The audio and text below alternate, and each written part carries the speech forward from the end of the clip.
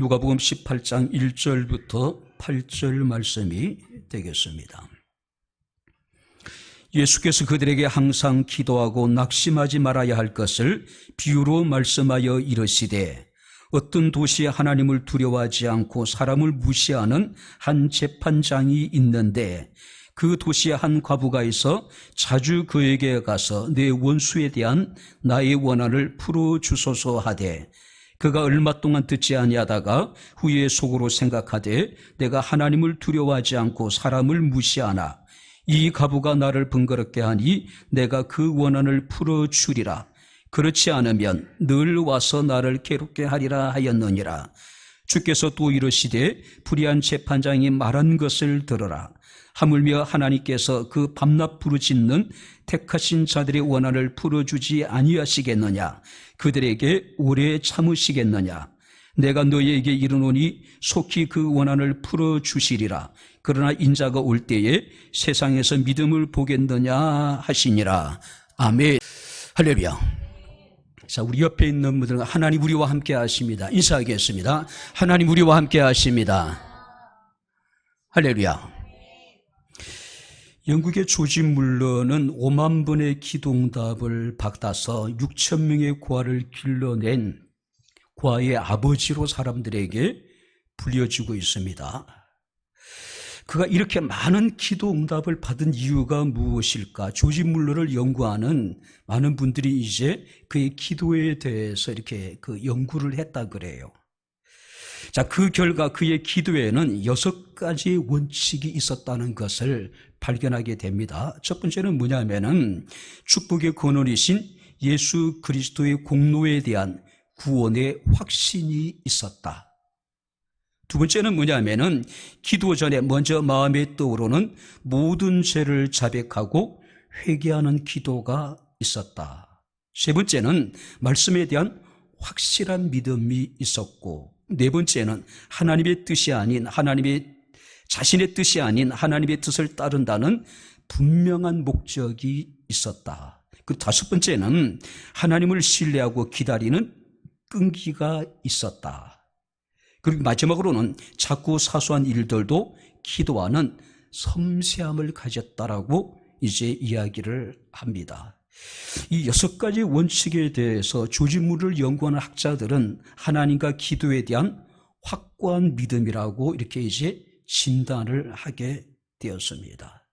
우리 입술의 모든 말과 우리 마음의 묵상이 날마다 주께 연락되기를 주의 이름으로 축원합니다. 우리의 모든 기도가 하나님 앞에 응답되어졌으면 좋겠습니다. 자, 오늘 우리가 본 말씀을 보게 되면 항상 기도하고 낙심 말아야 할 것에 대하여 예수께서는 과부와 불의한 재판장의 비유를 통해서 우리에게 교훈해 주고 있습니다. 1절 말씀을 보니까 예수께서 그들에게 항상 기도하고 낙심하지 말아야 할 것을 비유로 말씀하셨다. 자, 여기서 낙심이라고 하는 것은 악함에 사로잡혀서 피곤하여지고 또 연약해진 상태. 우리가 악에 사로잡히다 보면은 자연스럽게 소망을 잃어버리게 될 것이고 스스로 자신의 모든 것에 대해서 포기하고 싶은 마음이 드는 것은 당연한 것입니다. 바로 이것이 낙심이라는 겁니다. 또 낙심의 또 다른 의미가 있는데 바로 그것이 뭐냐면은 완전히 정신을 잃다. 그러니까 녹초가 되다. 그러니까 현실적인 어려움을 인해 가지고 모든 기력이 다하여 피곤하고 완전히 지친 상태. 그러니까 어떤 것도 하고자 하는 의지가 없는 상태. 우리 사전에도 보게 되면 이 낙심에 대해서 바라던 일이 이루어지지 않아서 마음이 상한 상태라고 이야기합니다. 한자 말 그대로 마음이 무너지고 마음이 떨어지고 마음이 풀어져 버린 상태. 우리가 하나님께서 출애굽의 과정에 여호수아와 모세를 통해서 홍해를 가르고 그들을 마른 땅까지 건너게 하셨잖아요. 그리고 가나안 정복 전쟁에서 여러분들이 수많은 하나님께서 기적과 능력을 행하셨잖아요. 근데 가나안 족속들이 하나님이 행하신 일들을 보고 그들은 소문을 통해서 하나님이 행하신 놀라운 일들을 듣게 됩니다. 그리 간담이 녹았다고 이야기해요. 정신을 잃어버렸다고 이야기합니다. 이 상태가 뭐냐면은 낙심한 상태라는 것이죠. 그죠? 자, 여기서 주님께서 우리에게 말씀하시기를 항상 기도하고 낙심하지 말라고 하는 의미 속에는 분명히 우리에게는 우리를 낙심케 하는 일들이 있을 수밖에 없다는 것을 전제로 하고 있는 것이죠. 분명히 우리는 낙심케 하는 일들로 인해가지고 우리 마음이 낙심할 때가 있다는 것을 주님께서는 전제라고 지금 우리에게 말씀하고 계십니다. 그런데 주님께서 말씀하시기를 항상 기도하고 낙심하지 말라. 자, 여기서 항상 기도하라고 하는 의미는 시간적으로 긴 시간을 의미하는 게 아닙니다. 너희가 쉬지 않고 계속해서 기도하는 그런 의미가 아닙니다. 여기서 항상이라고 하는 것은 하나님의 선한 뜻이 이루어질 때까지, 할렐루야, 하나님의 섭리가 이루어지는 그날까지 너희는 포기하지 말고 계속해서 기도하라는 것이죠. 자, 그렇다면 우리가 항상 기도하고 낙심하지 않기 위해서는 우리가 어떻게 될까?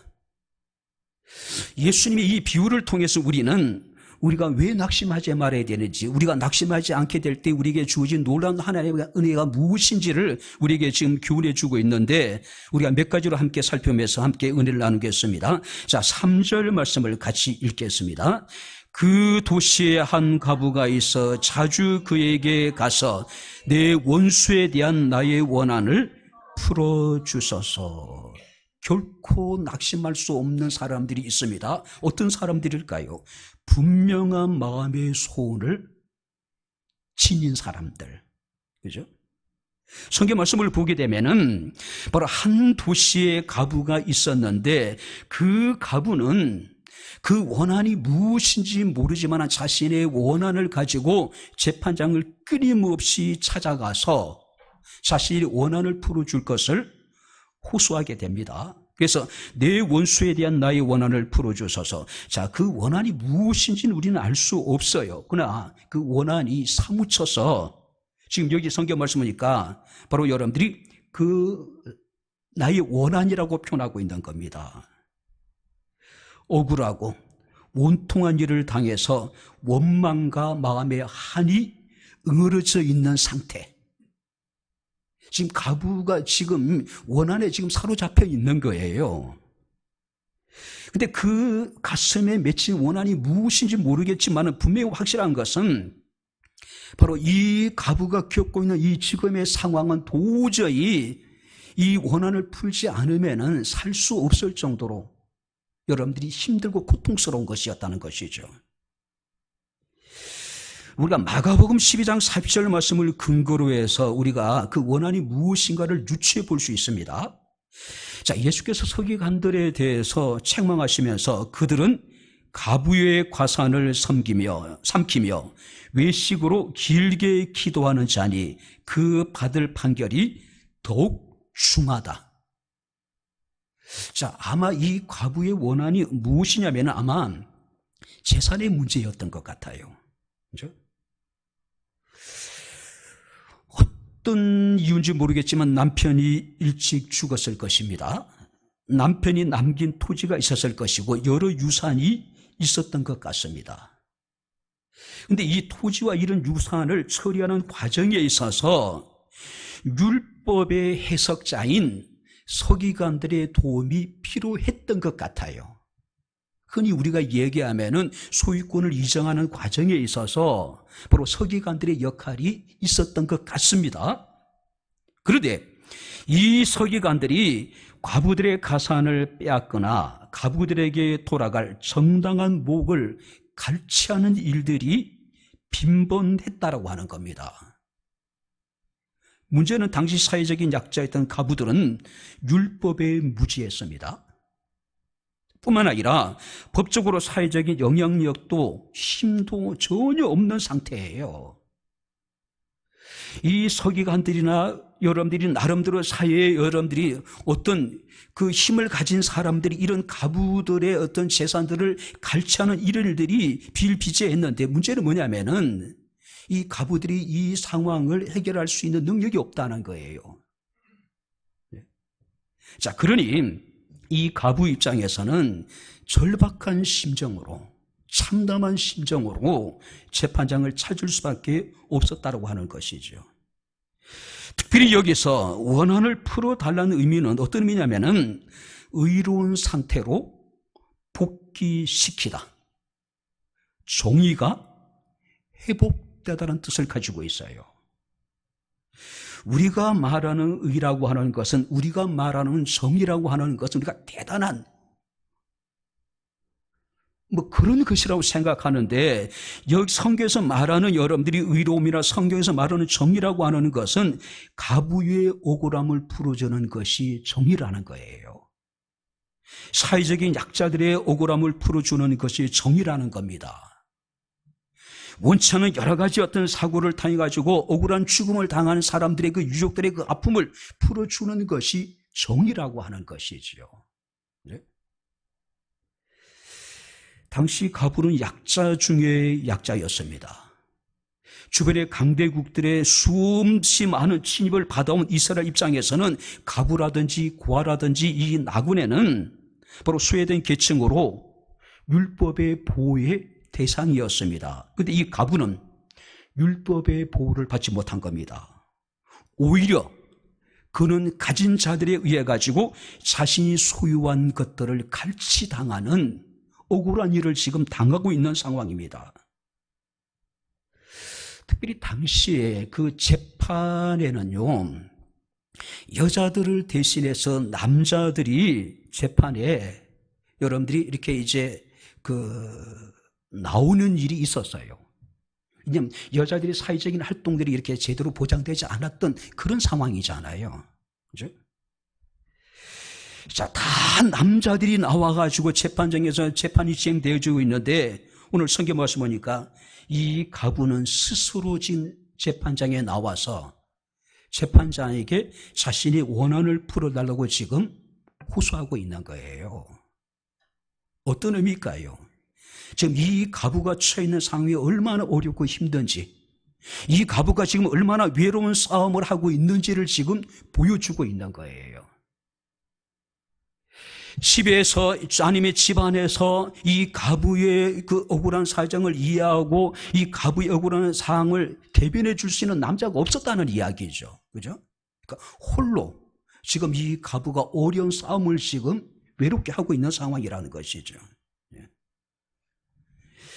그런데 더 불행한 것은 이 여인의 재판을 담당하고 있는 재판장이 하나님을 두려워하지 않고 사람을 무시하는 6절 말씀 보니까 불의한 재판장이라는 거예요.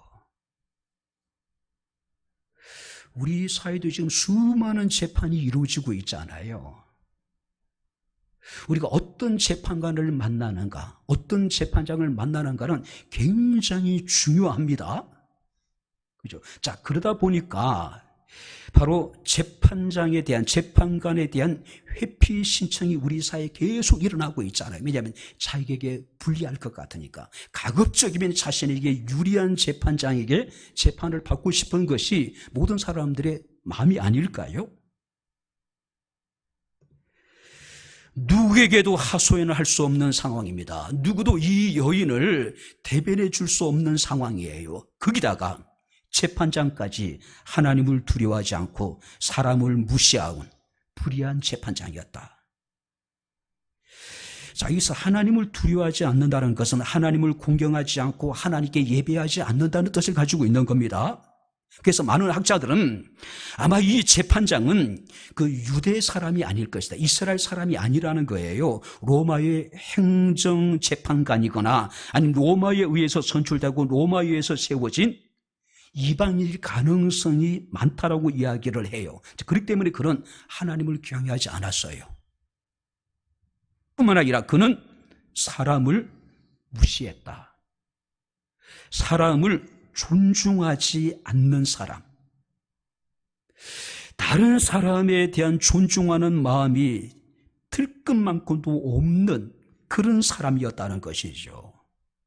특별히 여러분들이 무시했다는 의미 속에는 과나 가부나 힘이 없는 보잘것없는 사람들을 멸시하고 그들의 권리를 보장해 주지 않는 그런 인물이었다는 것이죠. 그런데 그가 하나님을 두려워하지 않고 사람을 무시했다라고 하는 것은 재판장의 지속적인 성향, 사람 자체가 그런 사람이라는 거예요. 사람 자체가. 그죠?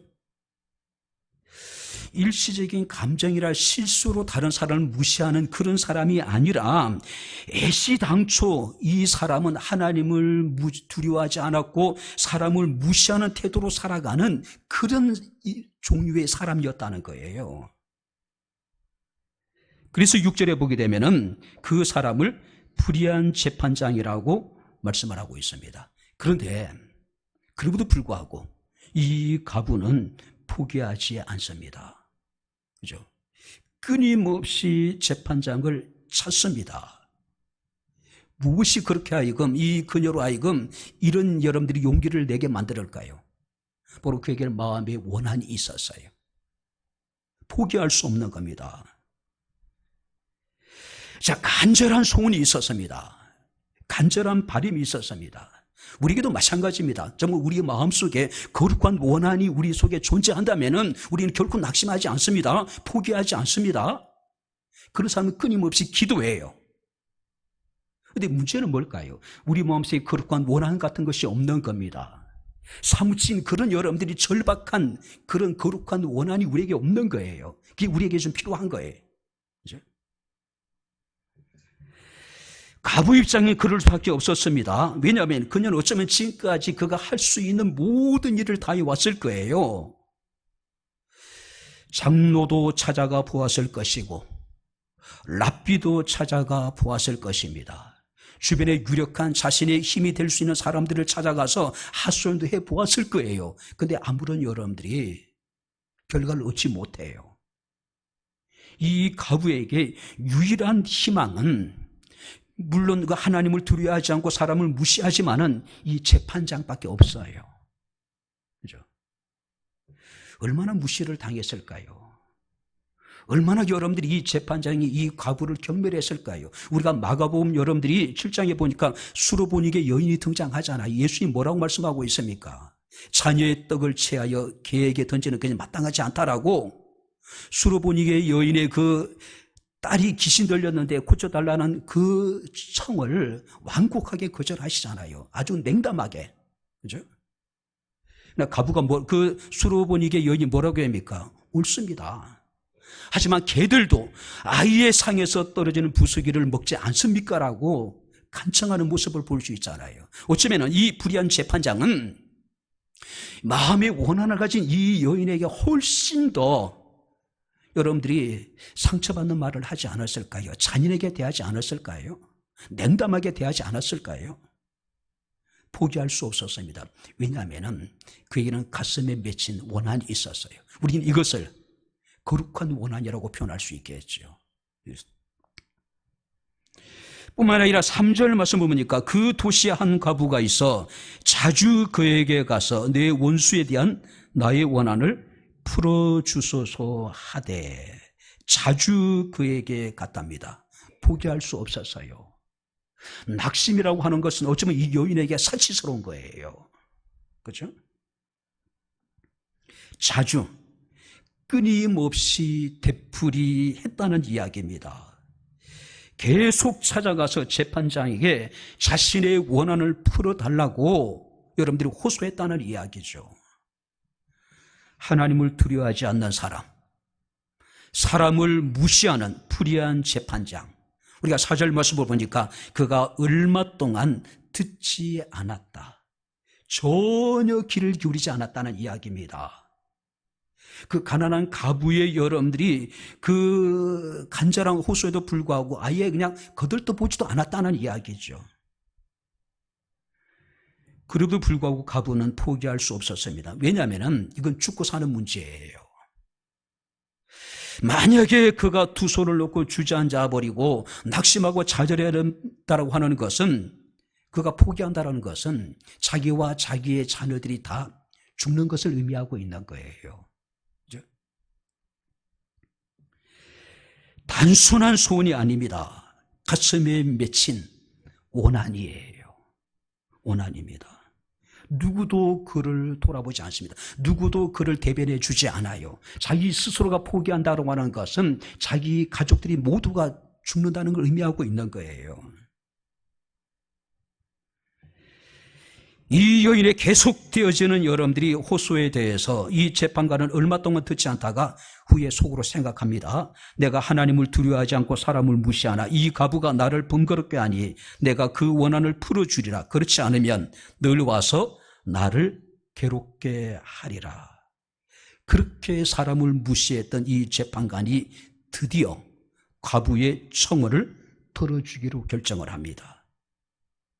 특별히 5절 말씀을 보니까 나를 괴롭게 한다고 이야기를 합니다. 괴롭게 한다는 의미는 눈빛을 때리다, 수치를 가져다 주다, 명예가 실추되다. 하나님을 갑자기 두려워하는 마음이 생긴 게 아닙니다. 다른 사람들을 존중해 주고자 하는 그런 마음이 생긴 게 아니에요. 다른 사람에 대한 자비로운 마음이 생긴 게 아닙니다. 단지 그 과부가 자기를 괴롭게 할 것 같아서, 그 과부가 자신의 이력에 그 명예를 실추시킬 것 같아서, 자신의 명예를 실추시킬 것 같아서 결국은 과부의 청을 들어줍니다. 그러니까 귀찮다는 이야기죠.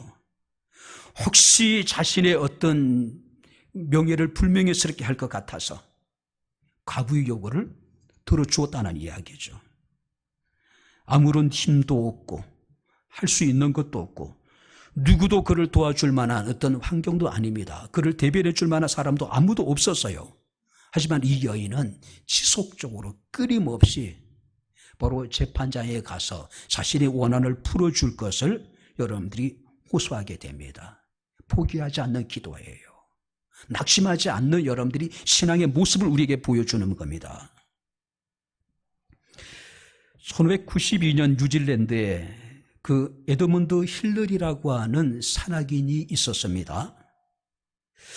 그는 이제 에베레스트를 이제 등정하기 위한 오랫동안의 아주 치밀한 어떤 이제 그 노력을 합니다. 그리고 준비를 해요. 그리고 이제 에베레스트 등정에 도전을 합니다. 그런데 긴 준비와 극한 노력에도 불구하고 그는 철저하게 실패하게 됩니다. 그는 재도전을 이제 준비합니다. 그런데 어떤 사람이 그에게 물었습니다. 그렇게 험준한 산인데 등반을 포기할 생각은 없습니까? 그때 에드먼드 힐러리는 이런 이야기를 합니다. 지도에 표시된 에베레스트를 손가락 가리키면서 나는 다시 도전할 것입니다. 실패했지만 다음에는 꼭 성공할 것입니다. 왜냐하면 에베레스트는 이미 다 자랐지만 나의 꿈은 아직도 자라고 있기 때문입니다. 할렐루야. 내게 꿈이 있다면 그 꿈이 지금도 우리가 확실하고 그 꿈이 지금도 자라고 있다면 어떤 우리 앞에 장애물도 극복할 수 있다는 것이죠.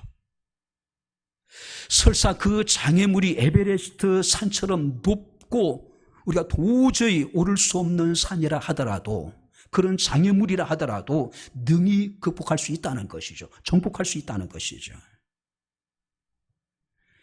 결국 그는 1년 후에 1953년 5월 29일 날 바로 세계 최초로 에베레스트 산을 정복하는 산악인이 됩니다. 포기하지 않는 겁니다.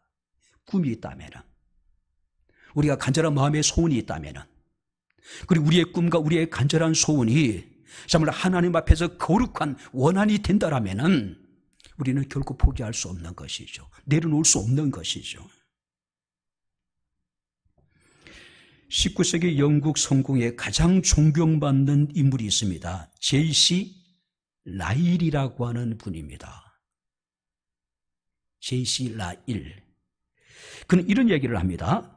기도 없는 사람은 하나님 없는 사람입니다. 그리스도 없이 사는 사람입니다. 은혜 없이 사는 사람입니다. 소망 없이 사는 사람입니다. 천국 없이 사는 사람입니다. 기도는 거듭난 생명의 첫 움직임이자 성령 역사의 참 증거입니다. 거듭난 사람의 첫 움직임이 뭐냐면 입술 열어 기도하는 거예요. 쉬지 않고 간절하게 전심으로 기도하십시오. 기도하는 만큼 여러분들의 영혼은 자랄 것입니다. 기도하는 만큼 주님이 들으시고 응답하실 것입니다. 기도는 하나님께서 택하신 모든 사람이 공통적으로 갖는 표징입니다. 성경은 택하신 사람들을 밤낮 부르짖는 자들이라고 말씀하고 있습니다. 이 누가복음 18장에 여러분들이 저 말씀을 인용한 겁니다. 하나님은 말 못하는 자녀를 두신 적이 없습니다. 하나님은 말 못하는 자녀를 두신 적이 없대요. 기도하지 못하는 자녀를 두신 적이 없대요. 갓 태어난 아이가 우는 것처럼 거듭난 사람은 스스로 얼마나 보잘것없고 나약한 자인지 깨닫습니다. 그러므로 기도는 그들의 일상입니다. 기도하지 않을 수 없는 것입니다. 하나님은 말 못하는 자녀를 두신 적이 없대요. 하나님은 기도하지 못하는 자녀들을 두신 적이 없대요. 세상에 태어난 아이는 본능적으로 입술을 엽니다. 그죠? 그리고 엄마를 부르고 아빠를 부릅니다. 바로 이게 기도라는 거예요. 히브리서 11장 1절 말씀 보니까 믿음은 바른 것들의 실상이요 보이지 않는 것들의 증거라고 이야기합니다. 우리가 기도할 때 우리가 바라는 것이 실제가 될 것이고 우리가 기도하게 될 때 보이지 않는 것을 보게 될 것이라고 말씀을 하고 있습니다. 항상 기도하고 낙심하지 말라. 할렐루야. 어떤 상황 속에서도 포기할 수 없는 거예요. 내려놓을 수 없는 거예요. 왜냐하면 우리의 소원이 있다면, 꿈이 있다면, 정말 거룩한 원한이 우리 가슴에 사무쳐 있는데 어떻게 그걸 여러분들이 포기할 수 있겠어요? 기도할 수밖에 없죠. 그렇다면 우리가 마지막으로 우리가 기도하고 낙심하라야 될 이유가 있겠죠. 자, 7절을 우리 다시 한번 같이 읽겠습니다. 하물며 하나님께서 그 밤낮 부르짖는 택하신 자들의 원한을 풀어주지 아니하시겠느냐? 그들에게 오래 참으시겠느냐? 내가 너에게 이르노니 속히 그 원한을 풀어주시리라. 그러나 인자가 올 때 세상에서 믿음을 보겠느냐 하시니라. 항상 기도하고 낙심하지 말아야 될 이유가 있답니다. 그 밤낮 부르짖는 택하신 자들의 원한을 풀어주지 않으시겠느냐? 속히 그 원한을 풀어주시리라. 하나님을 두려워하지 않고 사람을 무시하는 불의한 재판장도 가부의 간청을 듣고 그 원한을 풀어주었다면 하물며 하나님께서 밤낮으로 부르짖는 자들에게, 그의 백성들에게, 그의 자녀들에게 응답하지 않으시겠느냐? 불의한 재판장도 이러한데 너희의 하나님 아버지가 너희의 간구를 듣지 않으시겠느냐? 응답해 주지 않으시겠느냐? 그렇기 때문에 너희는 항상 기도하고 낙심하지 말라. 그 얘기를 지금 하고 있는 겁니다.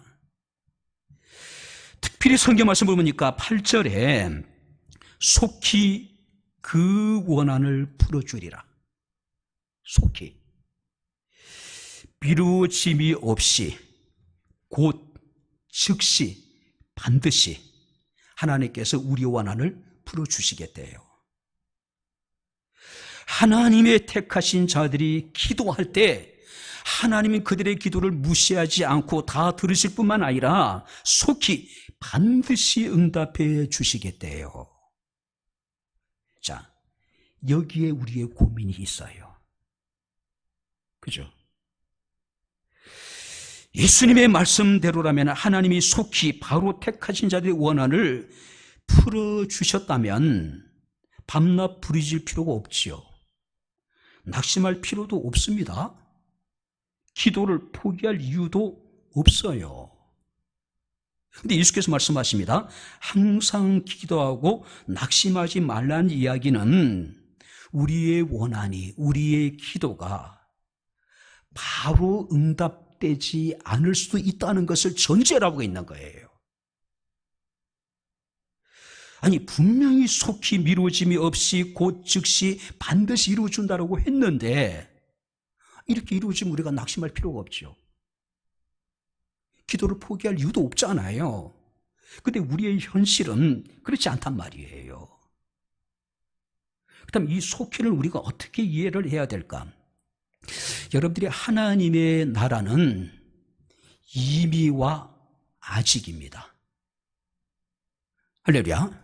우리의 구원도 이미와 아직 사이에 긴장된 상태 속에 우리는 살아가는 사람들이에요. 이미 하나님의 나라는 우리에게 임했습니다. 할렐루야. 그러나 아직 완성된 건 아니에요. 우리는 이미 구원을 받았지만 아직 우리의 구원이 완성되어진 것은 아니란 말이에요. 그 다음에 여기서 속히라고 하는 것은 하나님께서 택하신 자들의 원한을 이미 풀어주기 시작을 하셨다. 그런데 그 일이 아직까지 완성되진 않았다. 하나님은 이미 우리의 기도를 들으시고 우리의 기도에 대해서 응답을 하셨습니다. 그런데 아직까지 그것이 우리에게 이루어지지 않은 거예요. 근데 언제 이루어집니까?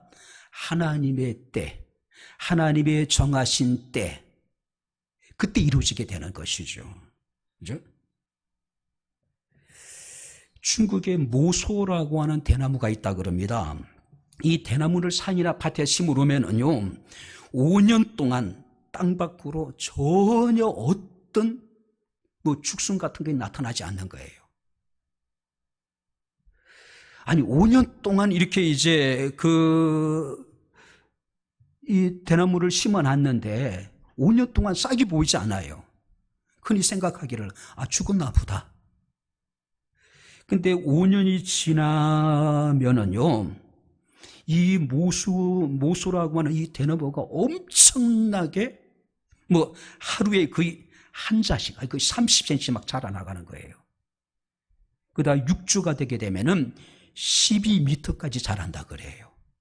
아니, 5년 동안 싹도 보이지 않았던 놈이 5년이 지나고 나면은 하루에 한 자씩, 거의 30cm씩 막 자라나가는 거예요. 6주가 되면은 12m까지 자란다는 거예요. 그죠? 혹자는 우리 이 모소를 보면서 우리의 기도 응답과 거의 흡사하다. 그죠? 당장 응답되지 않습니다. 때로는 그것이 몇 년이 걸리고 몇십 년이 걸려요. 근데 우리는 하나님이 내 기도를 듣지 않으시는 것 같고 하나님 내 기도에 응답하지 않는 것처럼 우리는 생각할 때가 많이 있단 말이에요. 근데 하나님은 이미 우리의 기도를 들으시고 우리의 응답을 하십니다. 할렐루야. 근데 문제는 하나님의 때가 이를 때까지, 하나님의 정하신 때가 이르게 될 때에 우리는 우리의 기도가 응답되어지게 됨을 우리는 그때 보게 될 것이라는 것이죠. 우리의 뜻이 아니라 하나님의 뜻대로 이루신다는 거예요. 우리의 시간표가 아니라 하나님의 시간표에 맞춰서 우리의 기도가 응답되어지게 된다는 것이죠. 그렇죠? 분명히 확실한 것은 하나님의 응답이 때가 되면은 우리에게 이루어지게 되는데 우리가 생각하고 우리가 기대하는 것 이상으로 놀랍도록 우리 가운데 나타나게 될 것이라는 것이죠. 그죠? 하나님의 정하신 때, 하나님의 뜻대로, 하나님의 시간표에 따라서 우리가 드린 우리의 기도가 하나님께 응답되어지게 될 것이다. 그런데 응답되어지게 될 때는 우리가 생각하는 것 이상으로, 무엇을 상상하든지 그 이상으로 하나님 우리에게 응답해 주실 것이라는 것이죠. 이제 말씀을 마치도록 하겠습니다. 7절, 8절 말씀을 보게 되면은 바로 하물며 하나님께서 그 밤낮 부르짖는 택하신 자들의 원한을 풀어주지 아니하시겠느냐? 저희에게 오래 참으시겠느냐? 내가 너희에게 이르노니 속히 그 원한을 풀어주리라. 그러나 인자가 올 때 세상에서 믿음을 보겠느냐?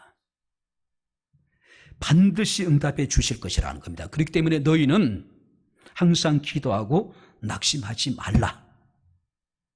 그런데 주님께서 말씀하십니다. 그러나 인자가 올 때 세상에서 믿음을 보겠느냐? 이런 믿음을 가진 사람을 볼 수 있겠느냐라고 묻고 있는 거예요. 세 번역 이렇게 번역합니다. 그러나 인자가 올 때 세상에서 믿음을 찾아볼 수 있겠느냐? 유진 피터슨 목사님의 메시지 성경은 이렇게 번역합니다. 그러나 인자가 다시 올 때 그처럼 뭡니까? 항상 기도하고 낙심하지 않는 사람처럼 끈질긴 믿음을 이 땅에서 얼마나 찾을 수 있겠느냐? 우리는 지금 선포된 하나님의 말씀에 대해서 우리가 항상 기도하고 우리가 낙심하지 않는다라고 이야기하지만은 주님께서는 그러나 인자가 올 때 그런 믿음을 가진 사람을 얼마나 찾아볼 수 있겠느냐라고 묻고 있는 거예요.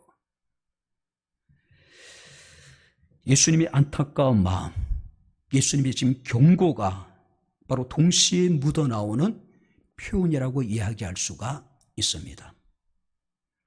우리는 항상 기도하고 낙심하지 않습니다. 할렐루야. 주님께서 말씀하십니다.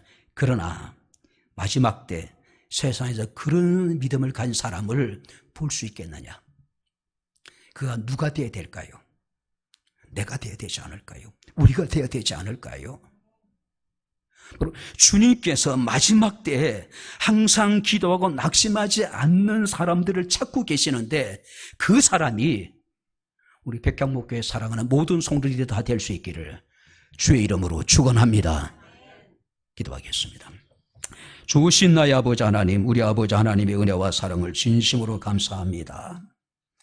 우리에게 마음에 거룩한 원한을 주시고 항상 기도하고 낙심하지 아니하게 하시되 하나님께서 이 마지막 때에 항상 기도하고 낙심하지 않는 자들을 찾으실 때에 그가 우리 백향목교회 사랑하는 모든 성도들이 되게 하시고 우리가 되게 하시고 내가 되게 하옵소서. 예수님 이름으로 기도하옵나이다. 아멘. 이제는 우리 주 예수 그리스도의 은혜와 하나님의 크신 사랑과 성령님의 교통 교제내제 충만 역사 인도하심이 항상 기도하고 낙심하지 않기를 원하는 백향목교회 사랑하는 모든 성도들 머리머리 위에 저들의 가정과 직장과 사업장과 이 교회와 이 나라 이 민족 위에 지금부터 영원토록 함께 있을지어다. 아멘.